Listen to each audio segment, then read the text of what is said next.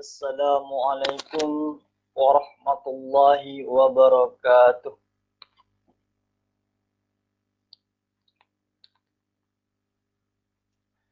Alha-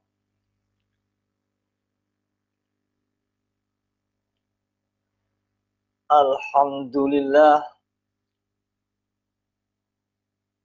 Alhamdulillahilladzi arsala rasulahu bil huda wa dinil haqqi liyuzhirahu 'alad dini kullih walau karihal musyrikun.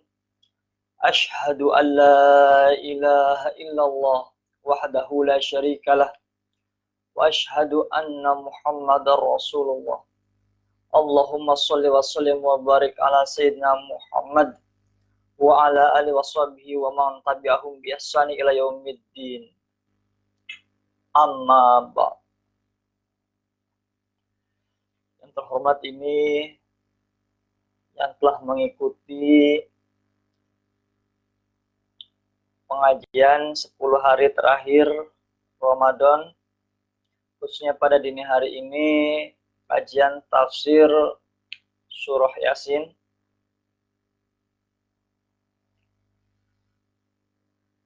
Tentu berkat dengan rahmat Allah kita bisa bertemu di sini, kita bisa mengaji bersama di sini untuk mencari ridha Allah Subhanahu wa taala, agar Al-Qur'an yang kita dibaca tidak sekedar kita baca, namun juga berupaya memahami isi dari apa yang kita baca. Itu akan jauh sangat signifikan manfaatnya dibandingkan kita hanya membaca tanpa memahami isinya.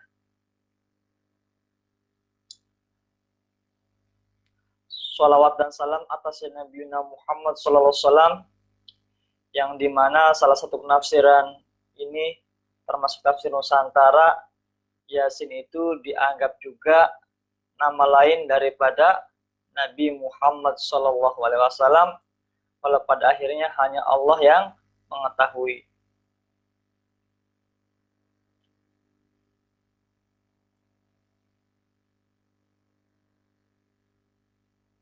Silahkan mumpung masih menjelang imsak, waktunya sahur, menjelang sahur, untuk kita bersama-sama sambil ngaji, boleh sambil minum, sambil ngopi, sambil ngemil ya. Ini kemarin rencananya agendanya kita sampai ayat 40 ya. Namun ternyata kemarin terputus karena hal teknis sampai membahas ayat 38. Jadi sekarang kita membahas dari ayat 39.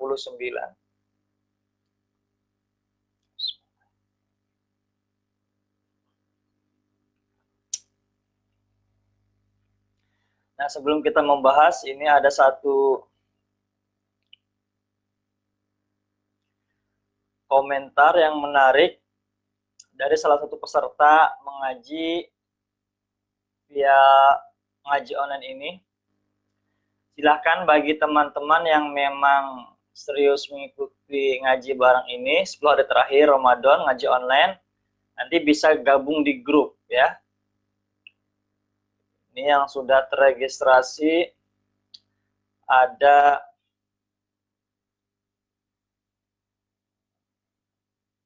Ustazah Dewi Sugiyarti dari Bogor.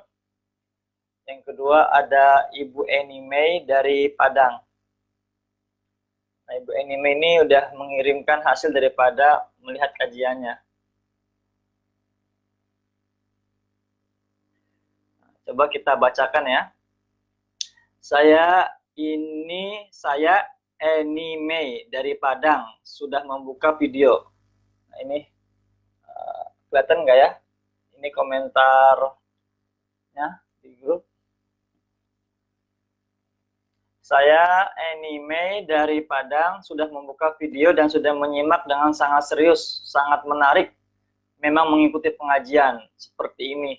Alhamdulillah Ibu Eni Mei, semoga banyak keberkahan. Sangat senang bisa ikut bergabung. Terima kasih sudah membawa saya bergabung dalam grup ini. Yang saya pilih tadi adalah Pesona Tafsir Nusantara, Surah Yasin, surah ke-13 dari ayat 13. Jadi hari kemarin ya.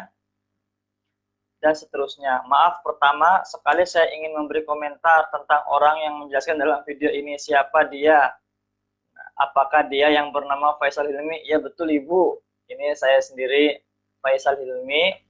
Makanya Ibu lihatnya ini di akun FB dan akun YouTube Faisal Hilmi. Nah, harusnya sebelum mulai perlu menjelaskan identitas kita agar orang yang mendengar bisa mengenalnya. Kemudian sebaiknya sebelum lebih jauh panjang lebar menerangkan tentang surah Yasin, perlu dijelaskan seperti apa dan bagaimana ulasan tentang surah ini akan dilakukan. Ini sangat perlu agar orang yang mendengar tidak bingung. Nah, ini mungkin karena Ibu kan langsung mendengar pada ayat 13 ya. Ini sudah dibahas mengenai profil surah Yasin itu sendiri pada video yang pertama. Nanti silakan Ibu bisa cari di judul Pesona Tafsir Nusantara Surah Yasin ayat 1 dan seterusnya ya. Dari ayat 1. Nah, itu dijelaskan bagaimana profil daripada surah Yasin ini. Tapi ini masukan yang sangat bagus. Ini sangat perlu agar orang yang mendengar tak bingung. Kemudian lagi perlu dijelaskan apa arti Nusantara di sini. Nah, itu juga dijelaskan ya. Tapi di video keempat ini saya ingin menekankan, ini adalah menambah kajian hazanah tafsir yang selama ini dikaji. Ya, karena yang sudah ada ini biasanya ada tafsir Jalalain yang dikarang oleh Al-Imam Jalaluddin As-Suyuti dan Al-Imam Jalaluddin Al-Imam Jalaluddin Al-Mahalli. Ya, makanya namanya Jalalain, dua Jalalain yang mengarang tafsir Jalalain ini. Jadi itu marak di berbagai pesantren termasuk ngaji online. Maka saya mengambil untuk tidak mengambil itu. Ibu bisa sangat cek banyak di search di YouTube, search di Facebook ya, tafsir Jalalain akan sangat banyak kajian ini. Yang kedua adalah tafsir Ibnu Katsir ya. Tafsir Qur'an Azim kalangan Ibnu Katsir. Nah, itu juga Ibu bisa cek. Nah, ini memang lebih sedikit. Tapi ini termasuk kitab induk. Nah, para ulama-ulama kita, ulama Indonesia, ulama Nusantara itu Ibu nanti Ibu bisa buka pktq.anafalpesantren.com, pktq.anafalpesantren.com. Nah, di situ ada kajian-kajian tafsir Nusantara. Ulama-ulama yang menulis kitab tafsir Nusantara. Ya, termasuk saya ulangi lagi, saya nulis S1 juga skripsinya mengenai tafsir Al-Iqlil. Al-Iqlil ini adalah tafsir bahasa Jawa yang disusun oleh Kiai Haji Misbah Zainal Mustafa. Bahkan beliau juga punya kakak namanya Kiai Haji Bisri Mustafa, nulis kitab tafsir namanya Al-Ibriz. Nah, ini yang menjadi ayah daripada Kiai Haji Mustafa Bisri yang terkenal saat ini. Semoga Allah menjaganya, semoga Allah memberikan keberkahan ilmunya. Hati yang begitu lembut ya, amal akhlak yang begitu agung. Kemudian kami juga sempat ketemu sama istri ketika silaturahim ke pesantrennya. Dan juga ada tafsir yang memang seperti juga di Hamka, ini bahasa Indonesia, dengan tafsir Al-Azhar. Ini sangat populer Ibu. Al-Azhar ini di Singapura, di Malaysia. Kalian pernah melakukan penelitian ini. Ya.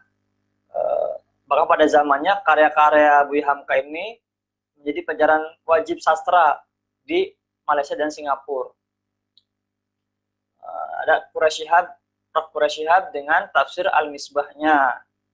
Dan lain-lainnya sangat banyak ya. Jadi saya nanti bila ada pelajaran lagi boleh menafsir Nusantara. Jadi ini menambah hazanah penafsiran kajian yang sudah ada khususnya dalam Ramadan ini.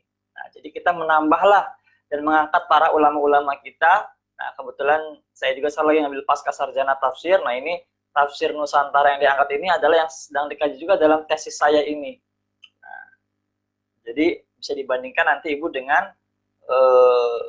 video-video para alim ulama yang lain ya.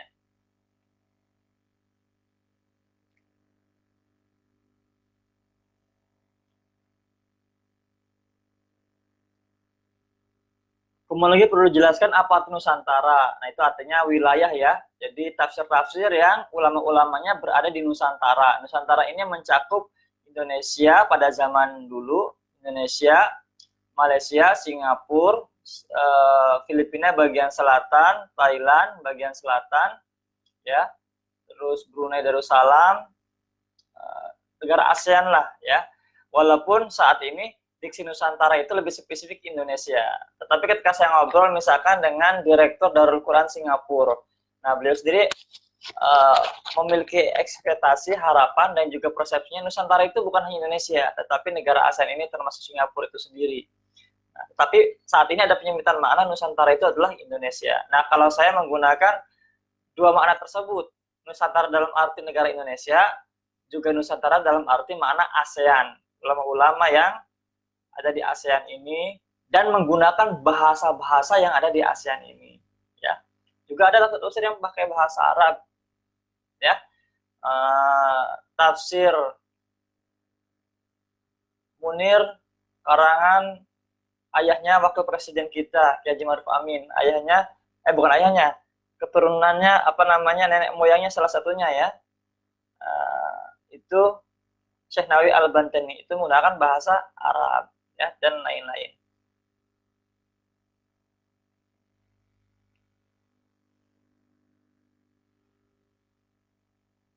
Di sini penceramah menyebutkan beberapa orang, antara lain Yusuf Rahmat dan Al-Quran yang dipakai untuk membahas surah Yasin ini. Kalau menurut saya beberapa bahan atau buku yang dipakai yang kesemuanya saling berbeda.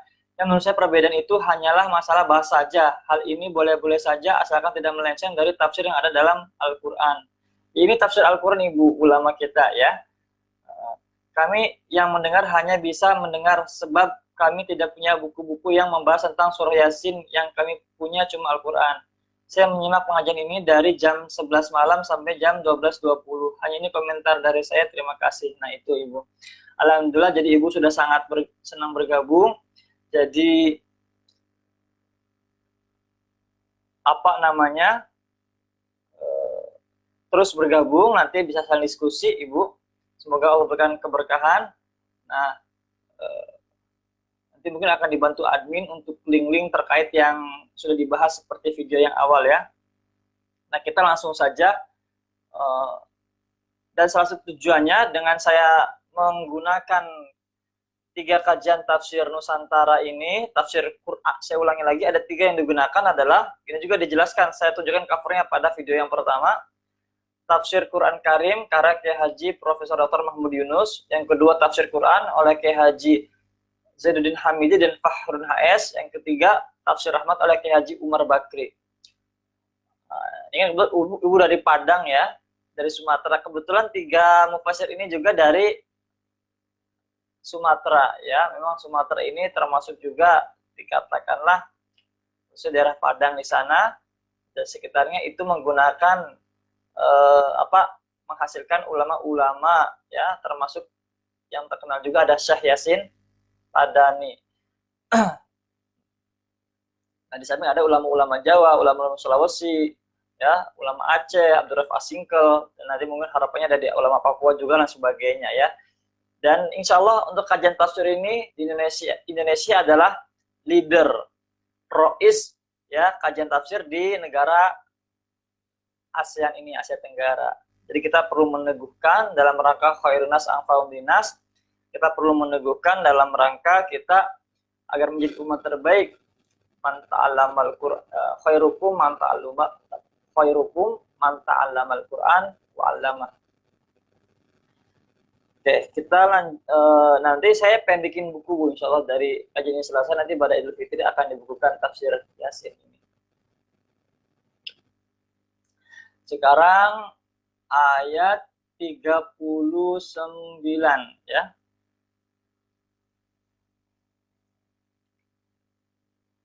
Silakan yang sudah join boleh komentar nama, asal, dan mungkin ada kita tanya jawab boleh untuk sharing-sharing.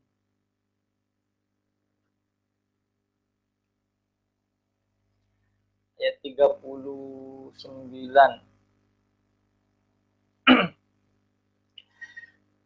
A'udzu billahi minasyaitonir rajim. Bismillahirrahmanirrahim.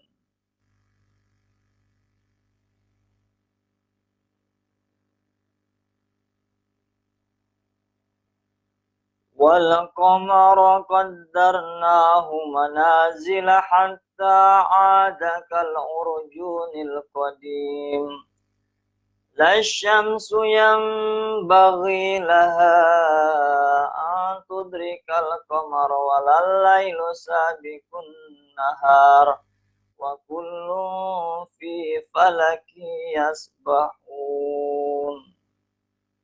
Ayat 39.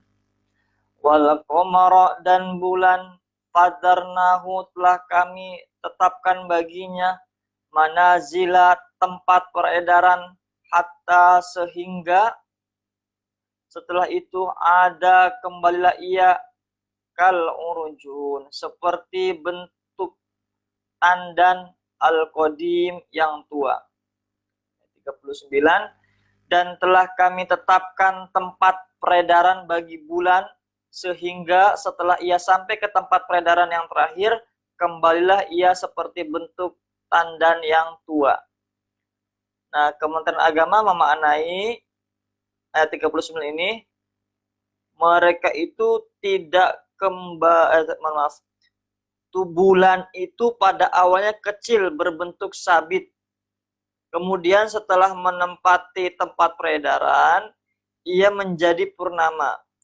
Kemudian pada tempat peredaran terakhir, kelihatan seperti tandan kering yang melengkung. Ya, jadi bulan itu sendiri ukurannya begitu saja, tidak berubah ukurannya. Tetapi karena dia mengikuti garis edarnya, terlihat oleh kita itu di bumi itu bentuknya berbeda-beda. Nah, kita lanjut dulu ayat 40. Kita bulan dulu aja ya. 40 itu berbicara mengenai matahari. Ngopi dulu ya, santai, relax. Semoga Allah berikan kebaikan kita dengan belajar ini.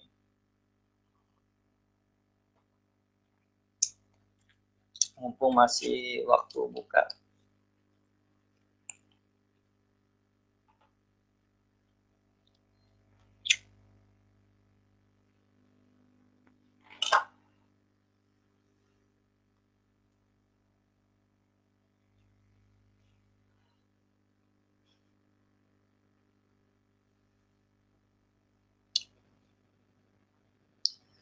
Nah, dalam tafsir Quran Karim, beliau memaknainya, dan bulan kami aturkan perjalanannya pada beberapa tempat, sehingga ia kembali seperti seludang yang tua. Nah, ini menarik ya. Kalau kal urjunil qadim, kalau Kementerian Agama ini maknanya tandan yang tua, seperti dia kembali ya seperti bentuk tandan yang tua. Kalau Mahmud Yunus ini maknanya dengan kembali seperti seludang yang tua, seludang kecil seperti sabit maknanya ya. Jadi kecil seperti sabit.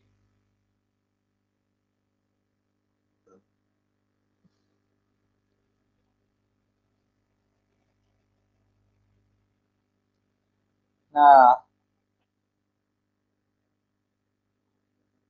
sedangkan beliau sendiri tidak menjelaskan tafsir spesifik mengenai ayat 39 ini.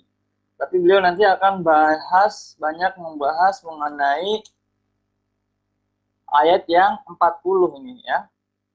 Jadi habis ini kita jelaskan untuk perspektif dari Haji Profesor Dr. Mahmud Yunus. Nah, sekarang kita ke tafsir Quran Haji Zainuddin Hamid dan Fahrudin HS. Untuk ayat 39.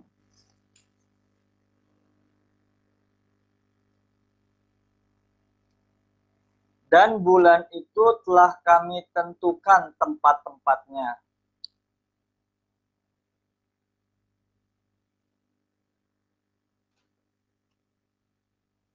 Kalau Mahmud Yunus di sini telah, dan bulan kami aturkan. Tadi tafsir Quran tentukan. Jadi walaupun ini secara bahasa seperti Ibu Mei mengatakan itu kan hanya beda secara bahasa. Justru itulah bedanya di penafsiran, pemaknaan. Jadi diksi kata ini seperti ayat 39 ini.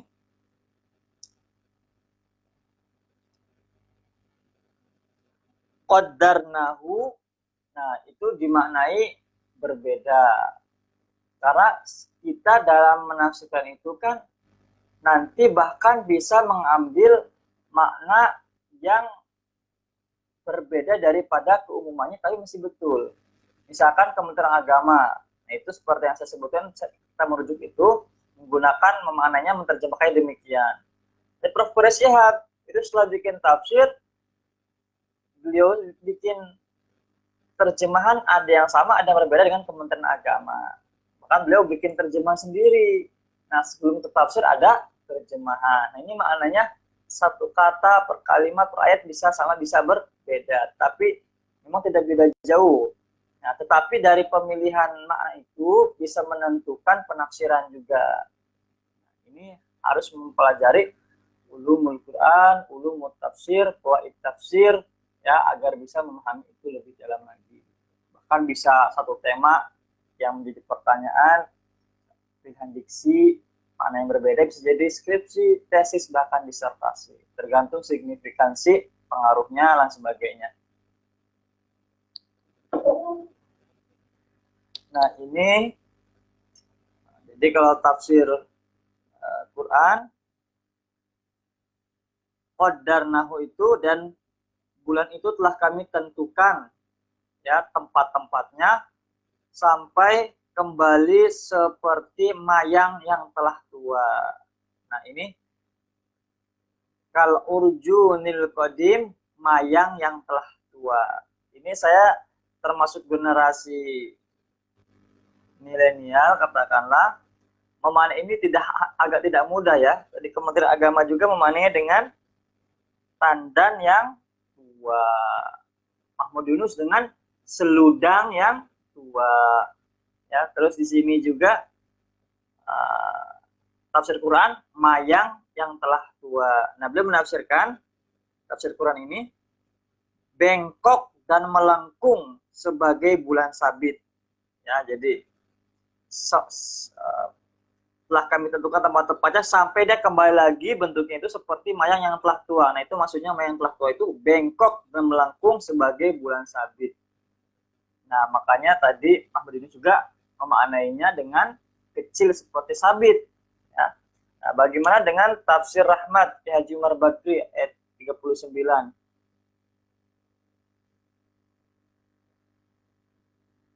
Dan bulan kami tentukan. Nah, ini beliau menggunakan qadarnahu itu tentukan tempat-tempat beredarnya sehingga ia kembali seperti mayang tua. Nah, ini untuk tafsir Rahmat dan tafsir Quran ini makna ya, artinya sama, mayang tua. Itu melengkung seperti bulan sabit. Nah, menariknya beliau juga tidak mengeksplorasi banyak penafsiran bulan, tapi pada ayat 40 nanti akan dieksplor cukup banyak pembahasannya ya. Sekarang kita ke ayat 40 ya.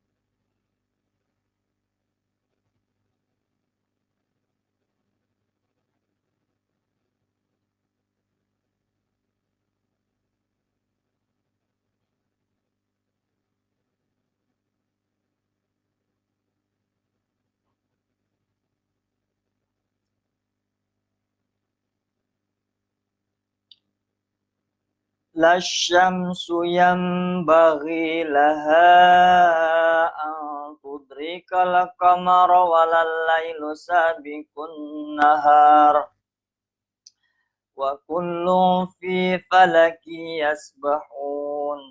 La syamsu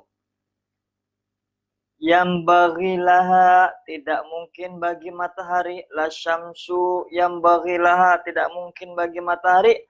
Ang tudrika, mengejar. Al-qamara, bulan. Wal lailu, dan tidak mungkin pula malam. Sabiku, mendahului. An-nahar, siang. Wa kullun, masing-masing. Fi falakin, pada garis edarnya. Yasbahun, beredar. Mana dari ayat 40, tidaklah mungkin bagi matahari mengejar bulan, dan malam pun tidak dapat mendahului siang. Masing-masing beredar pada garis edarnya. Makanya fi falakin, pada garis edarnya. Makanya ilmu mengenai ini disebut dalam istilah Islam ilmu falak, ya, ilmu falak. Nah, untuk menentukan hari masuknya Ramadan, hari Idul Fitri, juga hari-hari yang lain. Tapi Ramadan ini sampai Idul Fitri ini paling rame, ya, karena sangat menentukan puasa tidak, taraweh tidak, ya, besok masih puasa apakah tidak. Nah itu. Nah ini juga dalam kajian sains bisa masuk dalam kajian ilmu astronomi.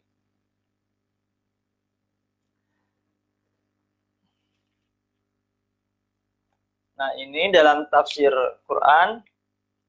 Nah, tadi beliau cukup menjelaskan cukup panjang ini, ya. Walaupun beliau mengkelompokkan ayat 38 sampai dengan 40 dalam penjelasan tafsirnya, tapi memang beliau lebih banyak membahas pada ayat 40 ini mengenai matahari. Matahari itu berlari, beredar sampai kepada tempat letaknya yang tertentu dan tidak melampaui tempatnya itu.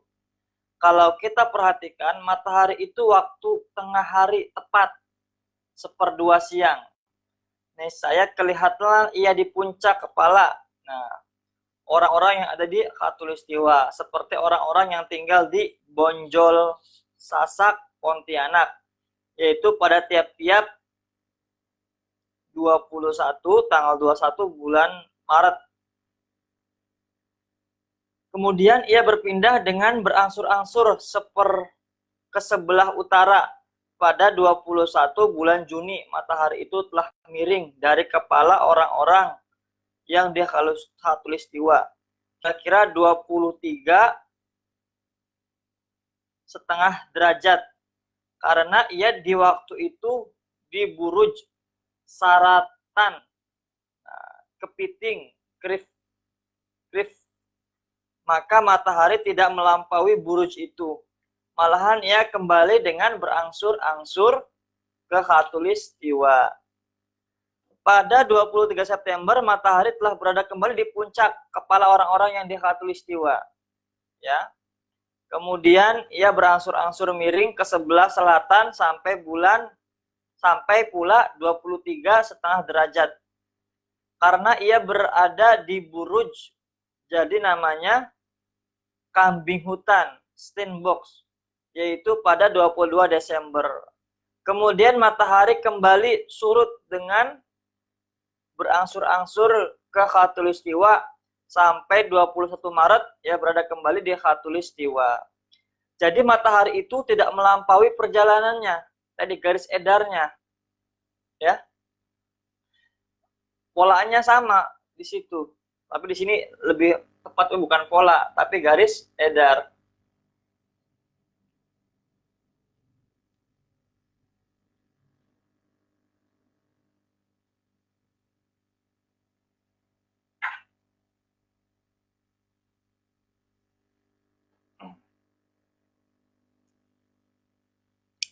Jadi matahari itu tidak melampaui perjalanannya menurut pemandangan kita dari 23,5 derajat ke sebelah utara dan 23,5 derajat pula sebelah selatan.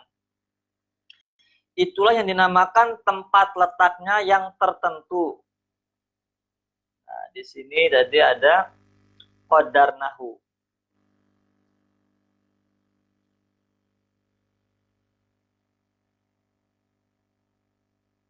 wa kullun fi falaki yasbahun. Begitulah takdir aturan Allah dari dahulu sampai sekarang, ya. Menurut pendapat ahli falak, ahli astronomi ya, bahwa sebabnya yang demikian itu ialah karena bumi berputar keliling matahari. Jadi bumi Earth itu mengelilingi matahari. Sedang sumbunya miring. Sumbunya itu 23,5 derajat. Dan lagi pula sumbu itu tetap sejajar dengan sendirinya. Artinya baris tegaknya pada saat ini sama sejajar dengan baris tegaknya pada saat yang lain. Di sini ada tafsir yang lain. Katanya matahari beredar bagi tempat tetapnya. Artinya beredar pada tempat tetapnya. Jadi matahari itu berputar, beredar pada garis edarnya sendiri, tetap di situ. Ini menurut tafsiran ulama yang lain. Karena menurut pendapat ahli ilmu falak, bahwa matahari itu berputar keliling sumbunya, tempat tetapnya, ya, sekali dalam kurang lebih 26 hari, ya. Jadi matahari itu berputar keliling ke sumbu itu tempat tetapnya sekali dalam kurang lebih 26 hari. Jadi perputaran itu 26 hari. Ya. Tapi ini muter bukan matahari yang muter ya, tapi dia seperti ini bola di atas kita gitu. Nah, muter, set. Nah, itu kembali lagi seperti awal itu 26 hari. Matahari tidak mengejar bulan. Nah, jadi matahari tidak mengejar bulan yang ya ataupun sebaliknya. Dan malam tidak mendahului siang. Ya, coba kita pernah enggak nih dalam hidup kita? Kayak seperti sekarang nih, jam 2 pagi kan? Pernah enggak terang seperti jam 2 siang? Enggak ketukar kan? Masya Allah. Begitu teraturnya Allah mengatur alam ini. Tidak tidur, tidak mengantuk ya. Waduh, cuti dulu nih untuk hari ini. Yang harusnya sahur, pemandangannya bukan malam seperti ini. Sahur waktunya terik panas. Kita tidak pernah ngalamin seperti itu. Jadi luar biasa disiplin, luar biasa teratur, ya. Makanya bisa menghasilkan ilmu karena terpola keteraturan ini, maka menjadi ilmu bisa dipelajari oleh siapapun, ya.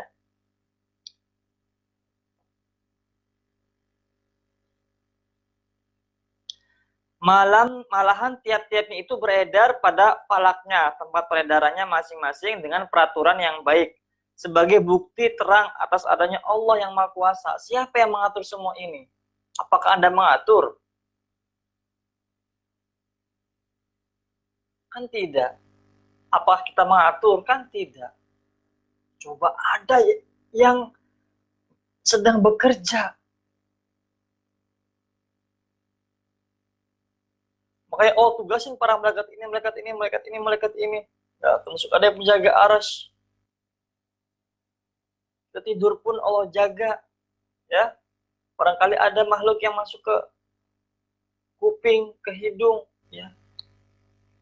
Pagi tidak mendahului siang, siang tidak mendahului sore, sore tidak mendahului malam, malam tidak mendahului pagi lagi. Jadi buktinya, pernah kita jam 2 pagi seperti sekarang, tapi bentuknya nggak gelap seperti sekarang. Saya lihat tuh di luar jendela, hitam, tetapi terang. Waktu sahur, waduh terang banget, panas sih sahur, panas. Kan tidak. Teratur sekali. Coba dari mulai zaman lahir sampai sekarang dan dari zamannya Bapak Ibu sebelumnya dan akan datang akan seperti ini. Sampai nauzubillah terjadinya kiamat.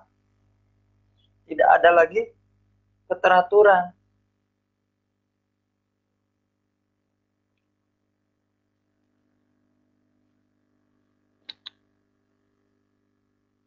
Nah, hal ini harus kita baca sebagai tanda-tanda kekuasaan, kebesaran Allah Subhanahu wa Ta'ala.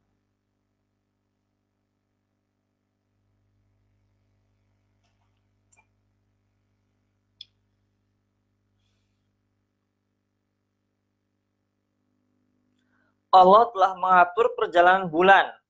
Nah, ini baru nih membahas ayat yang 39 ya. Allah telah mengatur perjalanan bulan, yaitu mengelilingi bumi. Nah, jadi kalau matahari itu di sini Prof. Muhammad menyebutkan dua penafsiran. Yang pertama, matahari itu beredar. Matahari itu beredar juga. Ya, sesuai darahnya. Tapi yang kedua, makanya beliau menyebutkan menurut penafsiran ulama lain, tafsir lain katanya, nah beliau menjadi seperti itu, matahari itu tidak beredar. Bumi, bulan, dan tempat lain itu yang beredar. Matahari itu tetap dia beredar di proses saja. Sekali lagi itu, jadi seperti begini puter. Tapi di sini saja tidak seperti ini, tidak kayak bulan dan bumi, Saturnus, Uranus, Jupiter dan sebagainya ya. Nah, mengenai bulan, Allah telah mengatur perjalanan bulan yaitu keliling bumi. Nah, sedangkan bulan itu sendiri mengelilingi bumi. Bumi mengelilingi matahari, bulan mengelilingi bumi. Masya Allah, indah sekali ya. Pada awal bulan, ia kelihatan sangat kecil pada awal bulan. Seperti sabit nampaknya. Ya. Kemudian berangsur-angsur menjadi besar sampai menjadi bulan purnama. Kemudian ia berangsur-angsur bertambah kecil sampai seperti sabit kembali. Ya. Dari seperti sabit membesar, purnama, bulat total sampai akhirnya menjadi sabit kembali.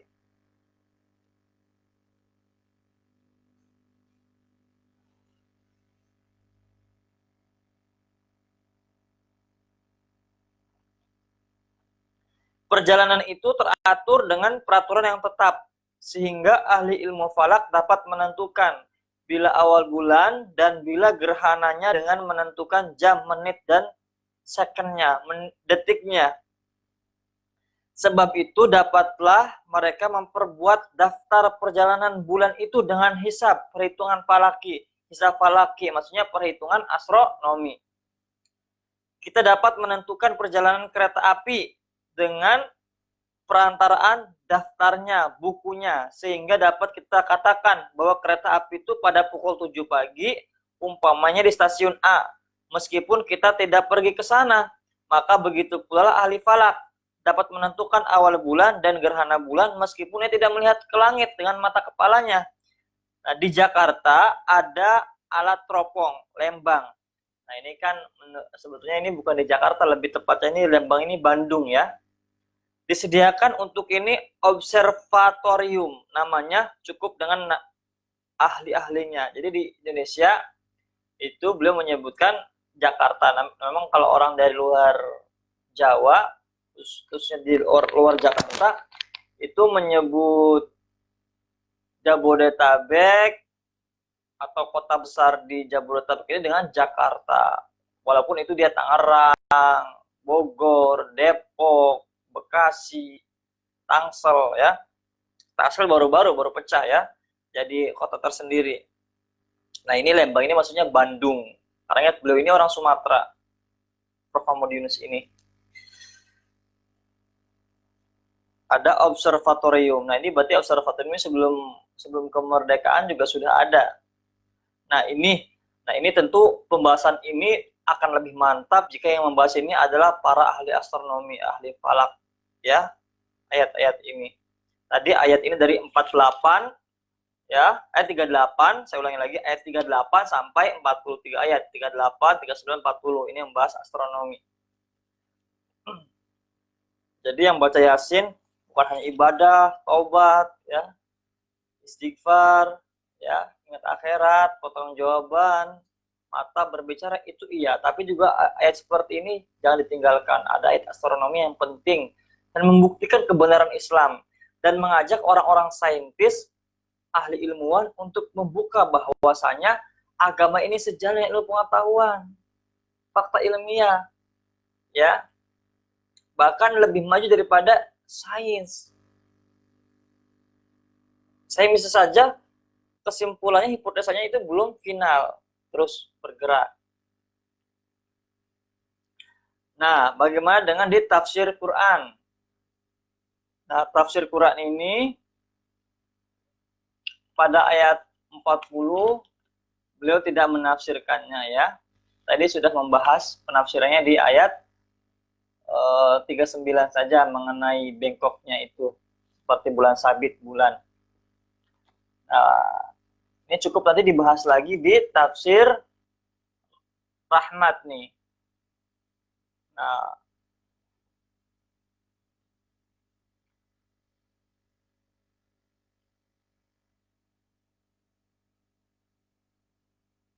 beliau Kiai Umar Bakri ini mengkelompokkannya ayat 33 sampai 40 ada 4 poin. Ayat-ayat ini menerangkan tanda-tanda kebesaran Allah. Jika manusia merenungkan dan mempelajari lebih dalam, niscaya akan timbul kepercayaan dalam dirinya bahwa semua itu tidak akan tercipta begitu saja tanpa ada yang maha pencipta. Ini juga udah saya bahas kalau yang penjelasan ini pada ayat sebelumnya. Air menjadi sumber hidup dari tumbuh-tumbuhan. Ini juga terkait dengan ayat yang bahas tumbuh-tumbuhan yang sebelumnya. Dan segala yang melata di muka bumi. Bumi yang kering tandus menjadi subur kembali manakala air hujan telah turun.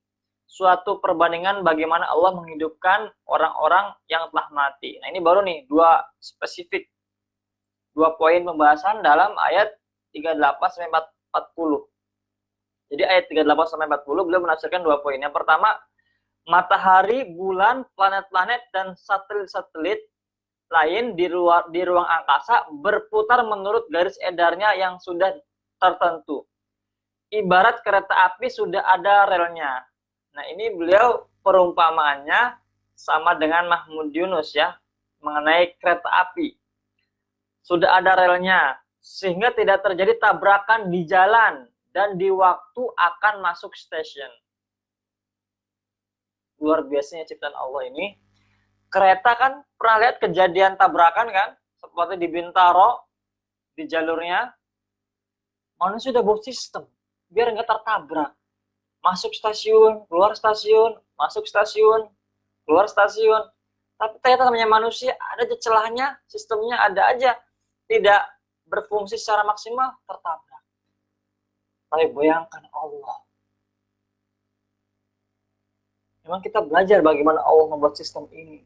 Tapi memang kita tidak bisa menyerupai Allah. Bayangkan, sejak zaman Nabi Adam sampai sekarang, rasa-rasanya kita berpikir dalam sejarah belum terjadi antara benturan bumi dengan planet yang lain.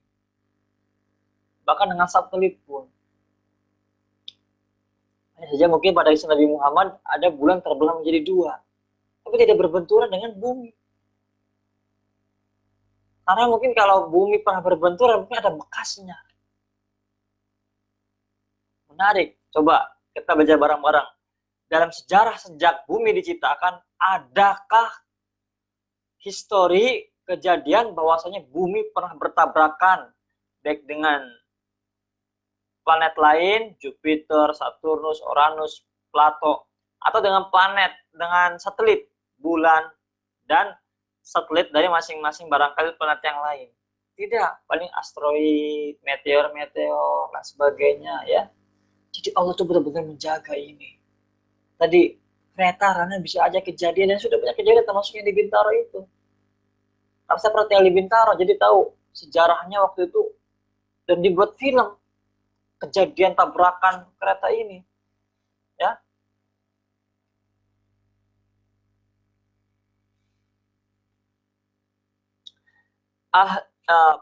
Penjelasan poin yang kedua. Ahli astronomi berpendapat bahwa ada dua macam perputaran matahari. Nah, matahari itu ada dua perputaran. Perputaran dirinya sendiri, nah, berputar dirinya sendiri. Tadi yang seperti saya gambarkan itu seperti ini. Dia berputar dengan sendirinya tetap di tempat gitu ya, berputar.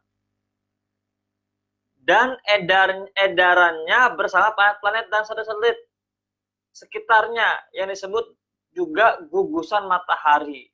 Nah, ini yang kedua. Cepat peredaran itu kurang lebih 200 mil dalam 1 detik. Karena saya bukan ahli astronomi, tidak bisa bayangkan ya, tapi ini cepat banget ini. Alangkah hebat dan mengagumkan ciptaan Allah yang teratur rapi itu. Jadi kalau kita punya ahli ilmu astronomi, coba baca ayat ini. Saya yakin menarik hati Anda. Benar-benar ahli astronomi. Tidak sedikit ya. Allah berikan hidayah kepada para ilmuwan ketika membaca ilmuwan. Ada orang yang masuk Islam karena membaca ayat-ayat bagaimana proses terjadinya penciptaan manusia dari mulai di rahim, dari mani sampai akhirnya segumpal darah, terbentuk tangan, kaki dan sebagainya, akhirnya menjadi bayi, akhirnya melahirkan. Ketika melihat ada penjelasan proses itu ya di Al-Quran, sampai ia akhirnya dapat hidayah masuk Islam. Tidak sedikit. Nah, jadi ini buat ahli astronomi nih, orang-orang NASA udah pada baca ini belum nih ya? Saya kira mungkin ada sebagian yang sudah. Nah, cuman Allah memberikan hidayah apakah tidak ya? Seperti prinsip hukum dalam Al-Quran, itu juga ternyata ada ayatnya terpampang di semacam lukisan ya, atau quote gitu di Harvard University. Bagian hukumnya, fakultas hukumkah, atau sekolah hukumkah di sana, School of Law, atau mungkin Faculty of Law, itu ada, saya dengar tuh. Rekan-rekan yang kuliah di Harvard ya, ada itu yang termasuk juga digunakan ada di Mahkamah Konstitusi ya, kalau tidak salah surah An-Nisa, tapi dicek lagi ya, saya lupa ya, mengenai prinsip-prinsip keadilan dan hukum ya. Nah, kita lanjut pada ayat 41. Kita target bismillah 10 hari terakhir ini kita khatam ngaji surah Yasin. Sambil kita ngambil dulu ya, mumpung masih belum puasa, masuk imsak.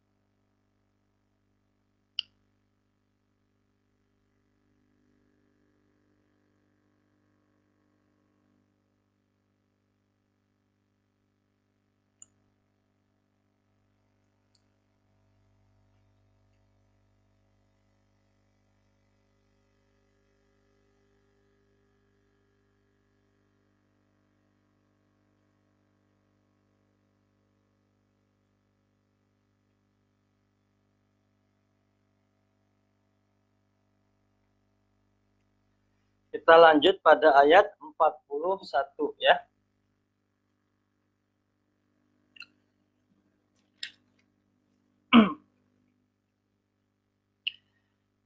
Wa ayatul lahum anna hamalna zurriyatahum fil fulkil mashhun.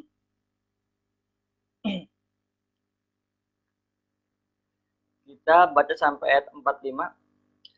Wa khalaqna lahum min mithlihi ma yarkabun.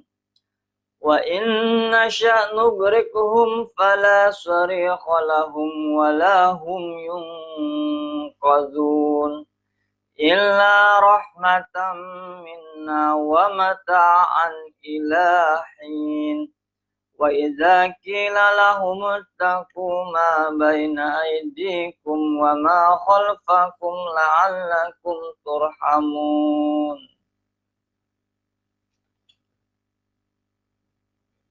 Nah, selepas ayat 40, Mahmud Yunus sendiri nanti akan menjelaskan kembali penafsirannya yang lebih rinci itu pada ayat 65. Jadi sudah 25 ayat beliau tidak menjelaskan, sekitar itu ya, 20 ayat lebih tidak menjelaskan penafsiran. Nanti ayat 69 sampai 70. Dan terakhir ayat 77 sampai 80. Jadi kalau kita bahas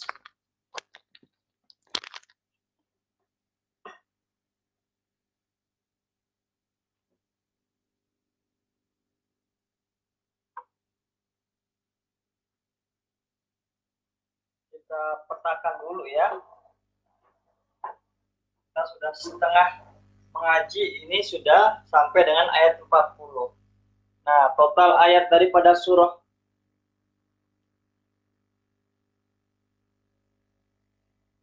total daripada surah Yasin ini kan ada 83 ayat. Jadi sudah 50 hampir 50% lah ya. Nah, nanti di dalam tafsir Quran Karim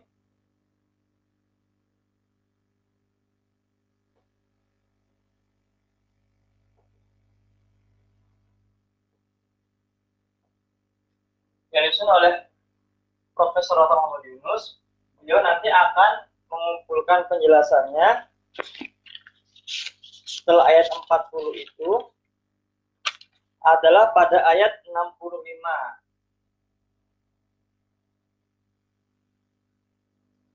Lalu ayat 69 sampai 70.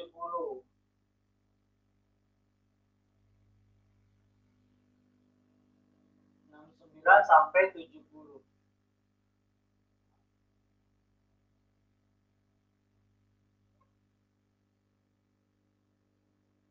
Dan nanti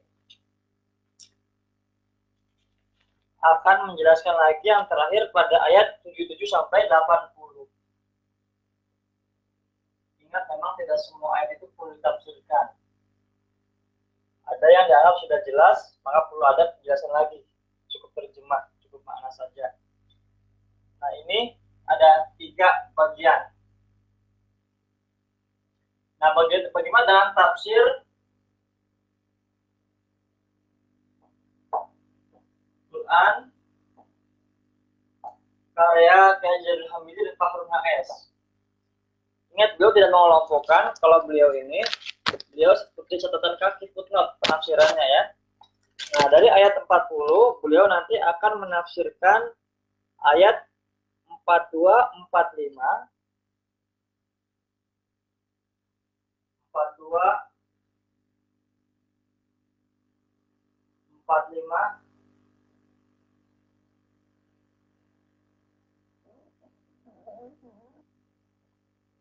48,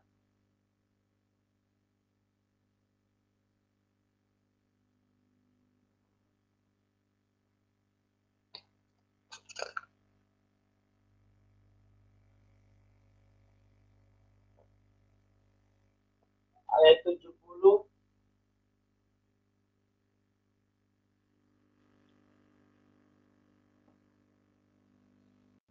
ayat 73,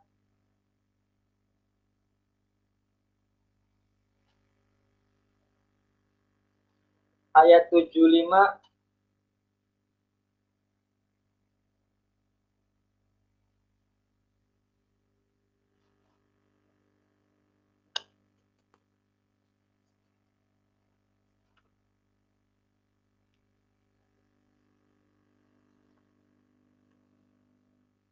nah, jadi 43 ayat terakhir itu beliau menafsirkan untuk Quran Karim ada 1, 2, 3, 4, 5, 6. Ada 6 ayat yang dijelaskan dari 43 ayat. Jadi 6. Jadi hampir 35 lebih sudah ditafsirkan oleh tafsir Quran. Ya, Haji Zainul Hamidi dan Fakhrul HS. Nah, bagaimana dengan tafsir Rahmat Kiai Jumar Bakri? Nah, nanti beliau pengelompokan penafsirannya pada ayat 41 sampai 55 tafsir Rahmat ya.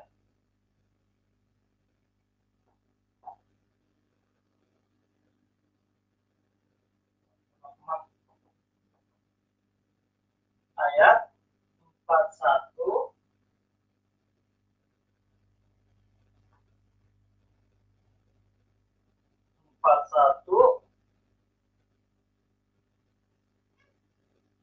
sampai 55.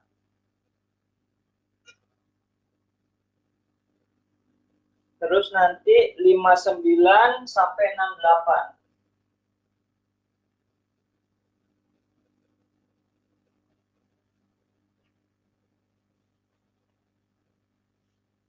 69 sampai 76.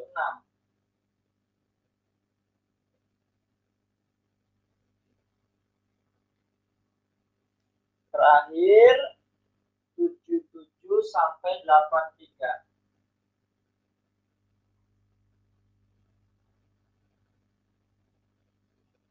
1, 2, 3, 4. Jadi dari ayat 41 lebih, tafsir Rahmat ada pengelompokan 4 ayat selebihnya dari tafsir ya. Ayat 41 sampai 55, 59 sampai 68, 69 sampai 76, 77 sampai 83. Nah, misalkan kayak ayat 56, 57 sudah ditafsirkan ya. Nah, ini pengelompokan penafsirannya dari masing-masing kitab tafsir Nusantara ini.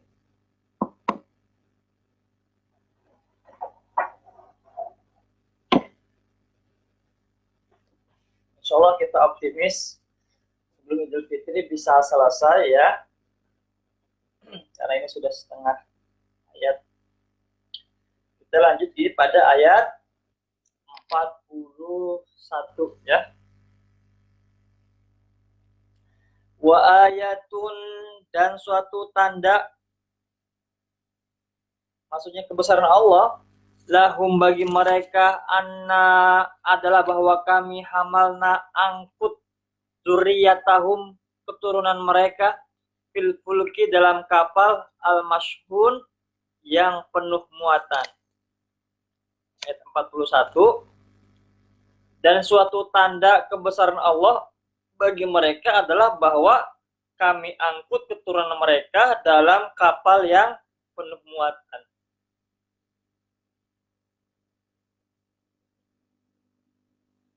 Lanjut dulu ayat 42.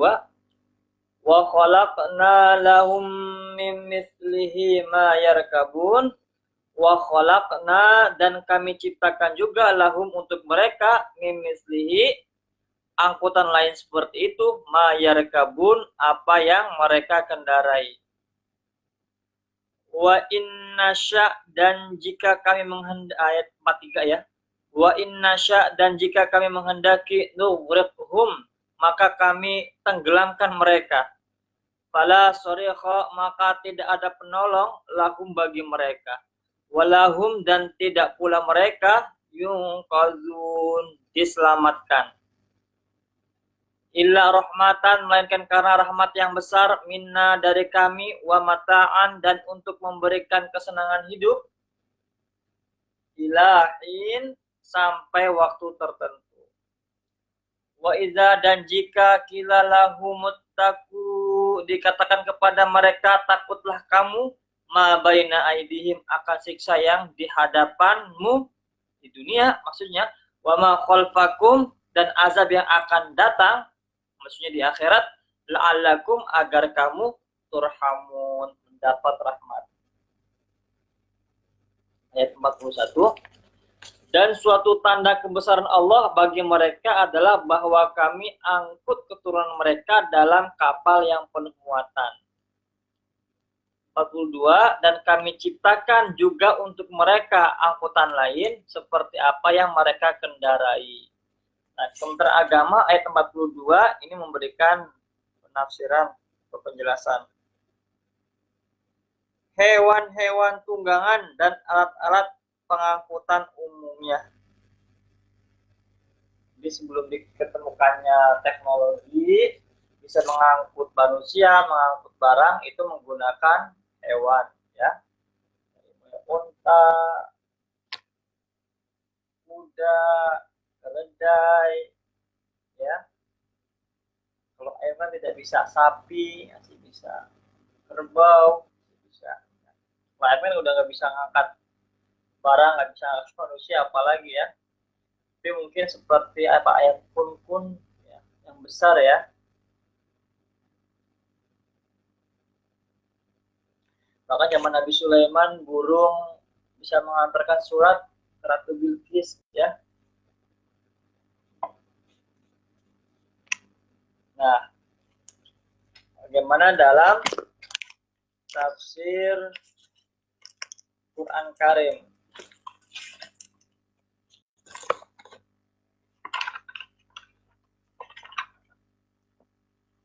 41. Dan lagi suatu keterangan bagi mereka bahwa kami angkut anak-anak mereka dalam kapal yang penuh muatan. Ayat 42. Dan kami adakan pula untuk mereka seumpama kapal itu. Ya, seperti kapal itu ya. Hewan yang mereka kendarai. Dan maksudnya itu, mimithlihi mayar kabun itu adalah hewan ya. Tentang agama juga. Hewan-hewan tunggangan dan alat-alat pengangkut umumnya. Nah, dalam tafsir Quran ayat 41 dan 42, 41, dan sebagai keterangan juga untuk mereka, turunan mereka kami angkut dalam kapal yang penuh muatan. Ayat 42, nah beliau menafsirkan yang 42 ini. Dan kami ciptakan untuk mereka serupa itu pula yang dapat mereka kendarai. Beliau menjelaskan, sebagai kapal yang berlayar di lautan, ada pula kendaraan yang menyelam di dasar laut, kapal selam, dan yang melayang di udara, kapal terbang, dan lain-lain. Jadi menarik untuk tafsir Quran, mimithlihi mayar kabun ini adalah, tadi ada kapal yang berlayar di lautan, ada kendaraan bahkan yang menyelam, ada kapal selam, dan bahkan ada kapal udara, kapal terbang ya, dan yang lain-lain. Banyak transportasi ini jenisnya. Nah, dalam tafsir Rahmat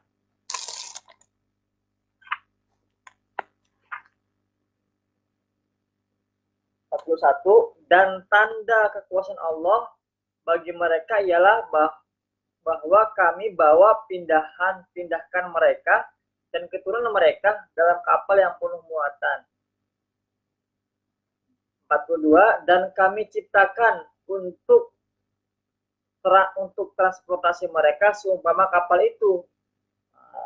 Nabi menyebutkan beberapa contoh. Unta, ya, kapal selam, kapal terbang, kereta api, dan lain-lain.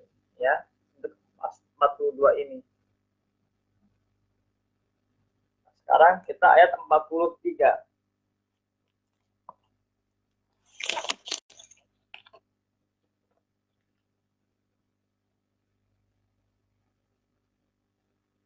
Dan jika kami menghendaki, kami tenggelamkan mereka, maka tidak ada penolong bagi mereka dan tidak pula mereka diselamatkan.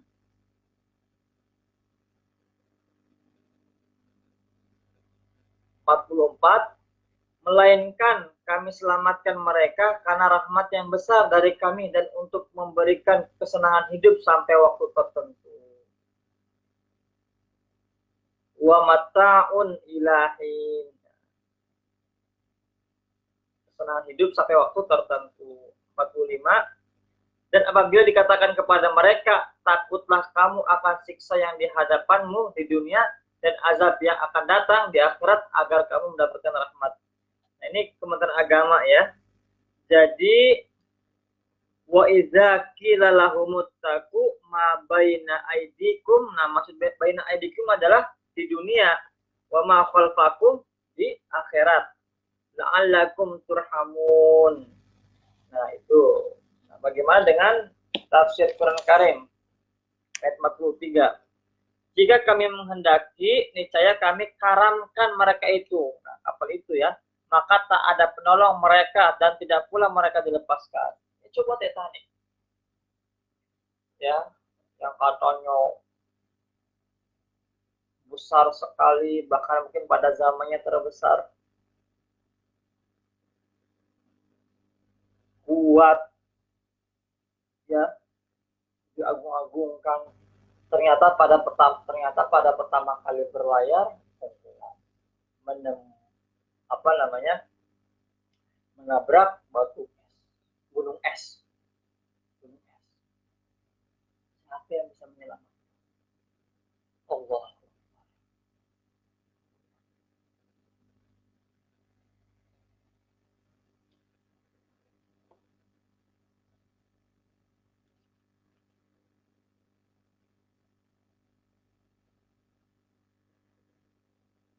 Makanya kalau kita tidak ditolong oleh Allah, hidup kita ini sudah babak belur.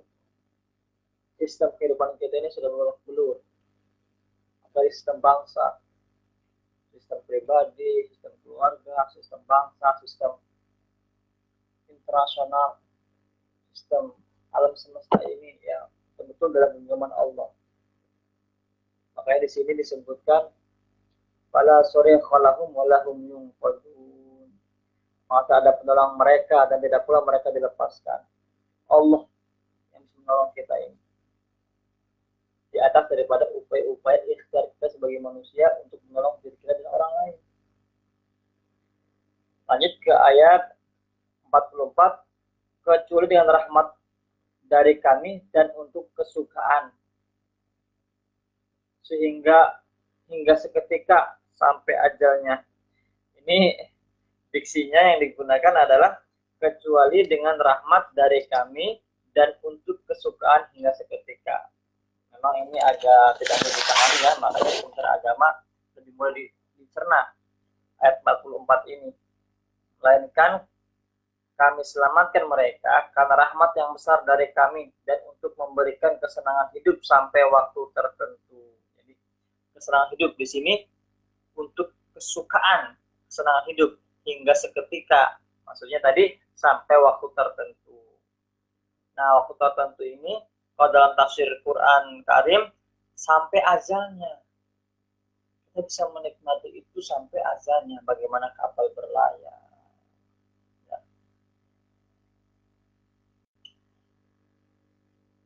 Illa rahmatan minna. Ini menarik. Kalimat fiksinya adalah minna, kami.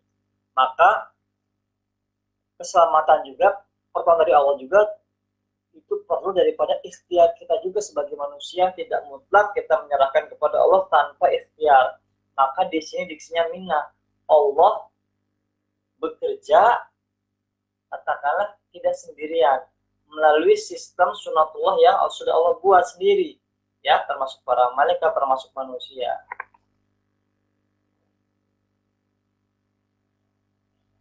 Ayat 45.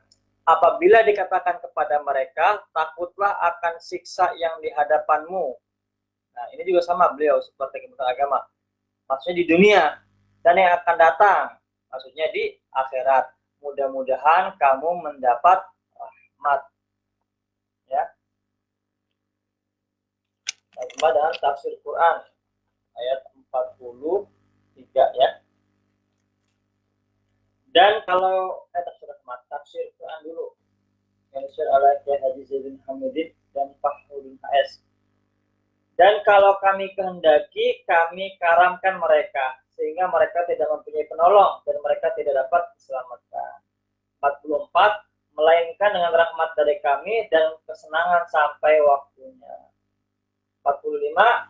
Dan ketika dikatakan kepada mereka, peliharalah dirimu terhadap apa yang di hadapanmu dan apa yang di belakangmu, supaya kamu mendapat rahmat. Nah, ini beliau menafsirkan nih, terhadap apa yang di hadapanmu dan apa yang di belakangmu. Beliau menafsirkan, peliharalah diri dari bahaya yang dihadapi sekarang di dunia ini dan yang bakal datang pada hari kemudian. Ya, kalau dihadapan sekarang di dunia berarti memang maksud yang kedua ini adalah di akhirat, ya.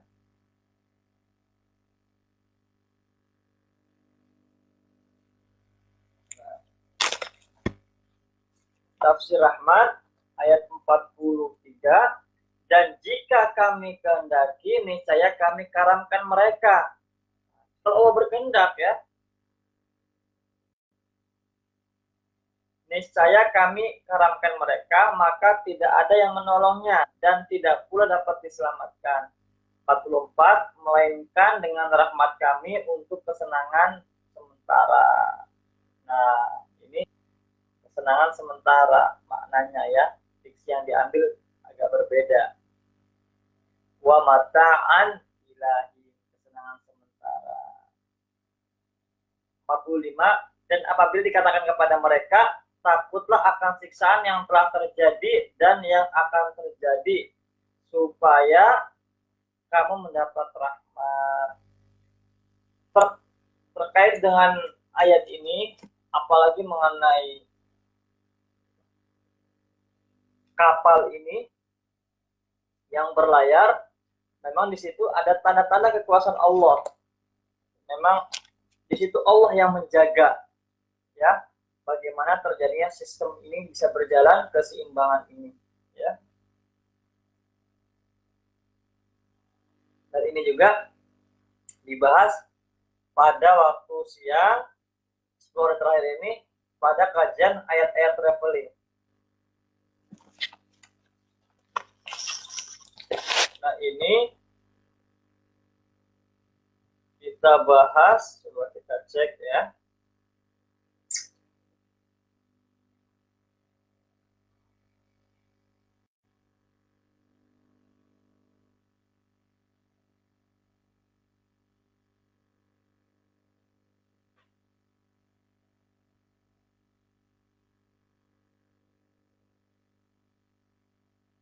Ayat-ayat traveling.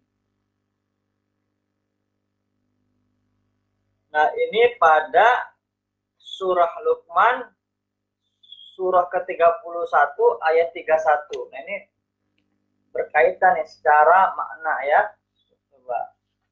Surah ke-31, surah Luqman, ayat 31. Ya. Alam taro annal fulka tajri fil bahr bini'matillahi liyuriyakum min ayati. Tidakkah engkau memperhatikan bahwa sungguhnya kapal itu berlayar di laut dengan nikmat Allah.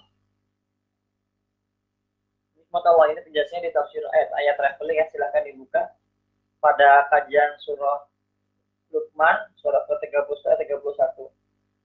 Agar diperlihatkannya kepadamu sebagian dari tanda-tanda kebesarannya. Inna fi dzalika laayatin likulli sabarin syakur. Sungguh pada yang demikian itu terdapat tanda-tanda kebesarannya bagi setiap orang yang sangat sabar dan banyak bersyukur. Jadi bahwasanya ini adalah nikmat Allah bisa berlayar dan Allah yang menjaga ini. Rahmat Allah ini kita bisa berlayar. Allah yang buatkan laut, yang buat sistem biar stabil, kita bisa berlayar dengan tenang. Karena bisa saja banyak terjadi musibah, badai dan sebagainya. Nah, itu Allah. Nah, itu tidak bisa dipahami kecuali oleh orang yang punya kriteria ini. Yang pertama adalah orang-orang yang tadi sabar ya. Kulli sobarin dan syakur, dan orang-orang yang bersyukur. Sabar, syukur, bisa akses kenikmatan ini dan bisa melihat, menyingkap bahwasanya Allah di balik ini, kekuasaan ini Allah yang mengatur atau berlayar. Nah, ini berkaitan juga tadi dengan surah Yasin dari ayat 41 dan 44 khususnya, karena 45 sudah membahas juga kaitan yang lain ya.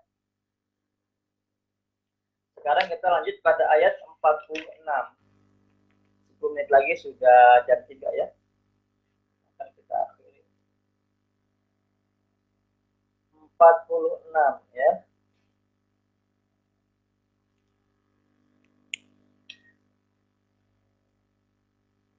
Mungkin kita bahas sampai 47.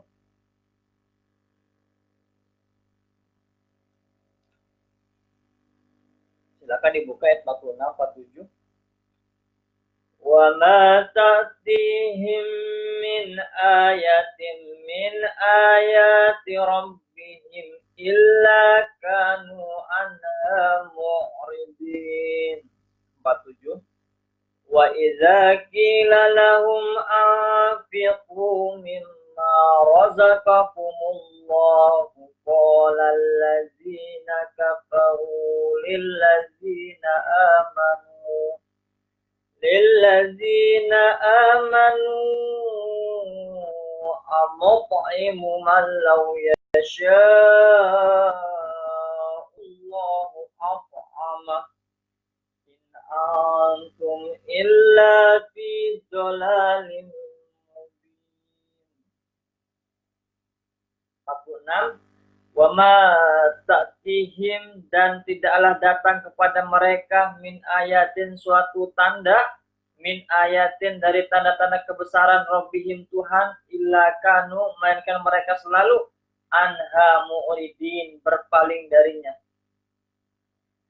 Wa idza, ayat 47, wa idza qila, dan apabila dikatakan lahum, kepada mereka, anfiqu, infakkanlah. Nah, ini sudah bahas mengenai sedekah nih, 47. Mimma razaqakumullah, sebagian rezeki yang diberikan Allah kepadamu. Qala, berkatalah, allazina, orang-orang yang kafaru, kafir itu, lillazina, kepada orang-orang amanu, beriman, anutimu, apakah pantas kami memberi makan, man, orang-orang yang lau yasha'ullahu, jika Allah menghendaki, at'amah, dia akan memberinya makan. In antum, tidaklah kamu, ila, selain, fi dolalin, dalam kesesatan, mubin, yang nyata. Dimana agama dalam ayat 46. Dan setiap kali suatu tanda dari tanda-tanda kebesaran Tuhan datang kepada mereka, mereka selalu berpaling darinya. Ayat 47. Dan apabila dikatakan kepada mereka, infakkanlah sebagian rezeki yang diberikan Allah kepadamu. Allah tidak memerintahkan seluruh hartanya, tidak. Allah kah 100, dari 100 itu disedekahkan. Ya, itu. Allah kah 1000, sedekahkan. Allah kah 1.000.000, sedekahkan. Ya. Dari yang Allah kasih, bukan dari yang nothing, yang Allah tidak Allah kasih.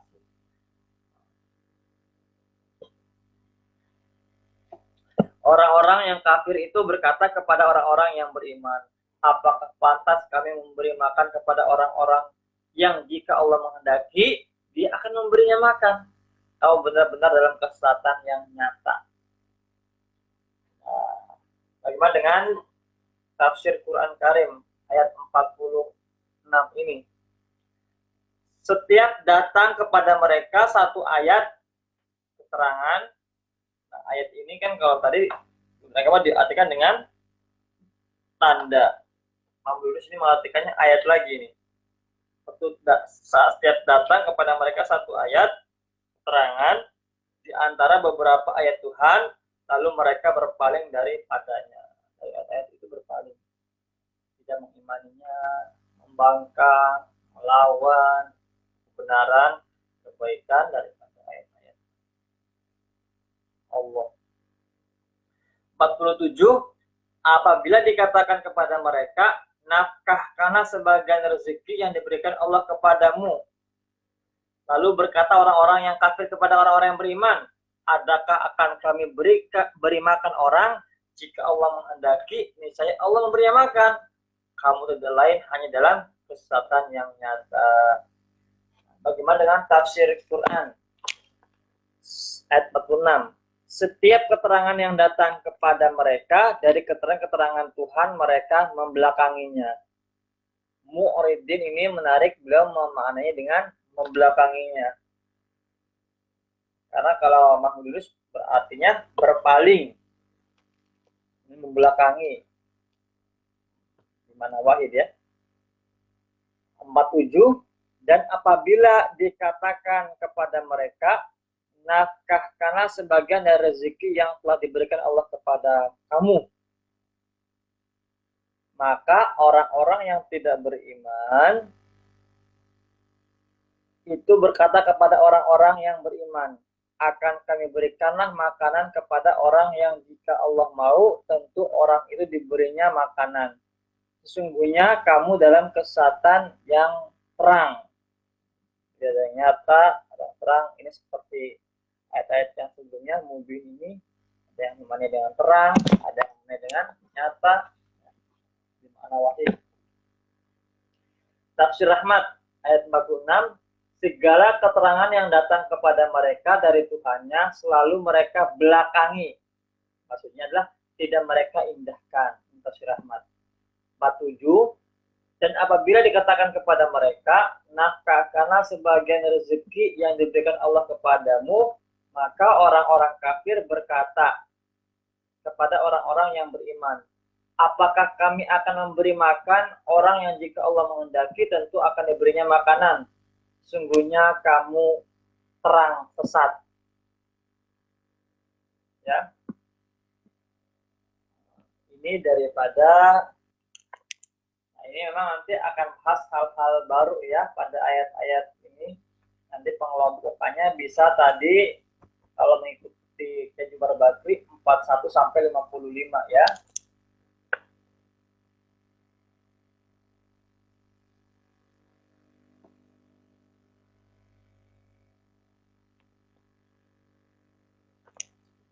Mungkin sekian daripada saya. Tadi kalau ada yang bertanya, siapa sih yang ngisi di sini? Ya ini saya lagi belajar. Kita belajar bareng ya. Saya masih banyak kekurangan, masih banyak khilaf. Silakan diingatkan kalau ada yang salah-salah. Tapi ini mencoba untuk memberikan sudut pandang baru dalam penafsiran perspektif ulama Nusantara. Walaupun ulama-ulama Nusantara ini yang disebutkan kita tafsir juga merujuk pada kitab-kitab klasik. Misalkan saya contoh yang menjelaskan di awal kitab apa sih yang dirujuk. Contoh kita tafsir Quran dulu ya, yang disusun oleh Kiai Haji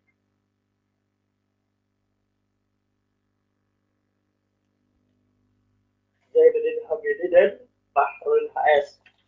Nah, ini beliau menerangkan pada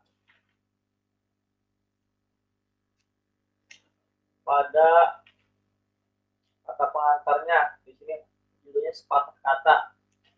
Ini pengantarnya ini ditulis di Bukit Tinggi September 1995. Jadi 10 tahun setelah kemerdekaan.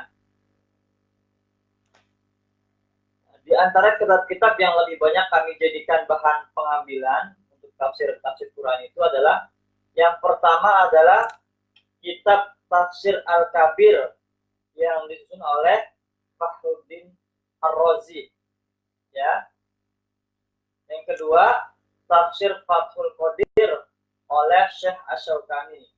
Yang ketiga, Tafsir Ruhul Ma'ani oleh Syekh Al-Alusi. Yang keempat, Tafsir Quranul Azim oleh Ibnu Katsir. Yang kelima, Tafsir Al-Manar oleh Syekh Rashid Ridho. Yang keenam, Tafsir Al-Jauhir yang ditulis oleh Syekh Tantawi Al-Jauhuri. Yang ketujuh, menarik, ini yang berbahasa Inggris, oleh The Holy Quran oleh Syekh A. Yusuf Ali. Terus yang bahasa Inggris lagi, The Holy Quran yang ke-8 oleh Maulvi Muhammad Ali, MA LLB. Yang ke-9, The Meaning of the Glorious Quran, Syekh Muhammad Marmaduke Pichtol. Gimana cara bacanya? Pichtol ya. Ini judul bukunya The Meaning of the Glorious Quran. Yang ke-10 ada Sahih Bukhari, ini dari segi hadis. 11 Sahih Muslim. Terus juga ada Al-Mufradat fi Gharibil Quran karangan Syekh Al-Asfihani. Ya. Dua yang dirujuk terakhir ada Mu'jam Gharibil Quran, kitab Mu'jam Gharibil Quran karangan Syekh Muhammad Fuad Abdul Baqi. Yang ke-14 kitab Mu'jamul Quran oleh Abdul Rauf Al-Misri. Nah, ini 14 yang menjadi rujukan utama dalam kitab tafsir ini, tafsir Quran ya.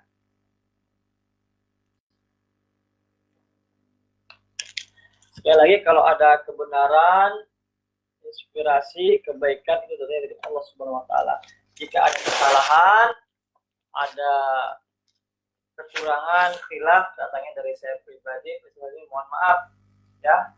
Sekian untuk pertemuan hari ini, tadi dari ayat 39 sampai dengan 47 ya.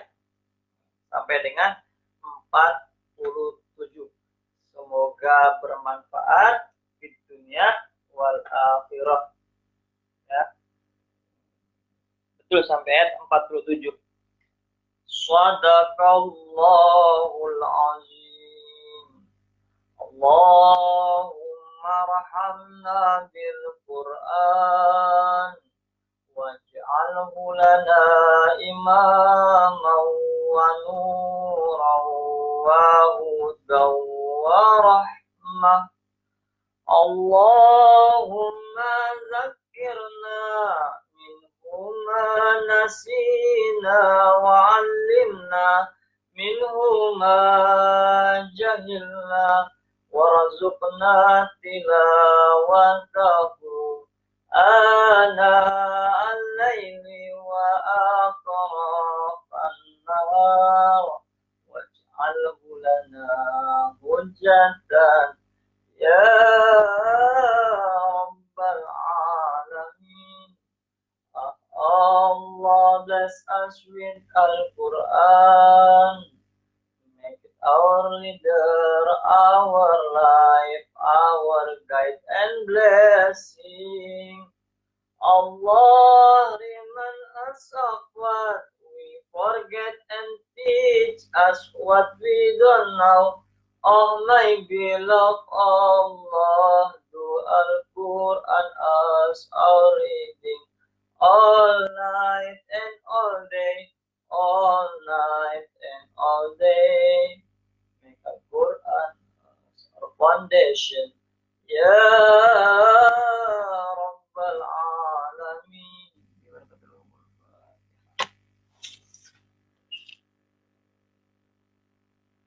Selamat sahur, kita berpuasa, semoga lancar, berkah, semoga menemukan malam tadi. Wa billahi taufiq wal hidayah. Wassalamualaikum warahmatullahi wabarakatuh.